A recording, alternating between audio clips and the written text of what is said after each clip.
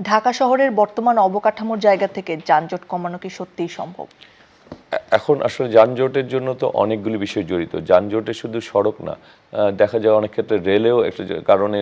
Rail ক্রসিংগুলির কারণে অনেক জায়গায় দীর্ঘ সময়ে যানজটের তৈরি হয়। আমরা যেমন এই ব্যাপারটি নিয়ে আমাদের মাননীয় প্রধানমন্ত্রী উনি বলেছেন যে সড়ক এবং রেল এটিকে কিভাবে সমন্বয় করা যায়। সমন্বয় করতে গিয়ে উনি বলেছেন যে যে আমাদের যে রেল লাইনগুলি রেল ক্রসিংগুলি রয়েছে এগুলিকে কমলাপুরে যে আন্ডারপাস আছে এরকম সব জায়গায় এগুলি আন্ডারপাস করে, যে রেল চলবে রেলের নিচ দিয়ে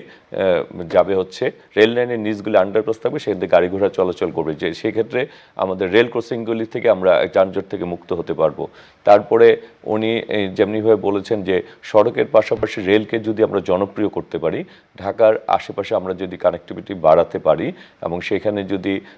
ঢাকা, নরসিংদী, মুন্সিগঞ্জ, মানিকগঞ্জ, মাওয়া এই বিভিন্ন জায়গায় আমরা যদি অফিসগামী লোকজন যদি সকালে অতগুলি ট্রেনের ব্যবস্থা করতে, আবার লোকাল ট্রেনগুলি, হ্যাঁ, ওই মানে মানুষ যাতে ঢাকার উপর প্রেশার না দেয়, ঢাকার আশেপাশে যারা আছে এরা সঠিক সময় যদি ঢাকায় আসতে পারে, অফিস ধরতে পারে এবং অফিস ছুটি হওয়ার পর যদি তারা আবার বাড়িতে ডিসেন্ট্রালাইজ করে, যে কথাটা আমি প্রথমে বলছিলাম আপনাকে, সেটা যদি করতে পারি এবং আমরা রেল ক্রসিংয়ের যানজটকে মুক্ত করতে পারি। এবং আমরা আরেকটা জিনিস চিন্তা করছি যে বাসগুলিতে যদি টিকেটিং ব্যবস্থা, মানে কিলোমিটার হিসাবে একটা টিকেটিং ব্যবস্থা থাকবে, যার মাধ্যমে আমরা বাস ভাড়াগুলিকে আমরা নিয়ন্ত্রণের পর্যায়ে আনতে পারবো। এভাবে যদি আমরা সমন্বয়গুলি করা যায়, এবং আমরা যেটা চাচ্ছি যে আমাদের অন্যান্য দেশে যেটা দেখা যায়, যারা ড্রাইভিং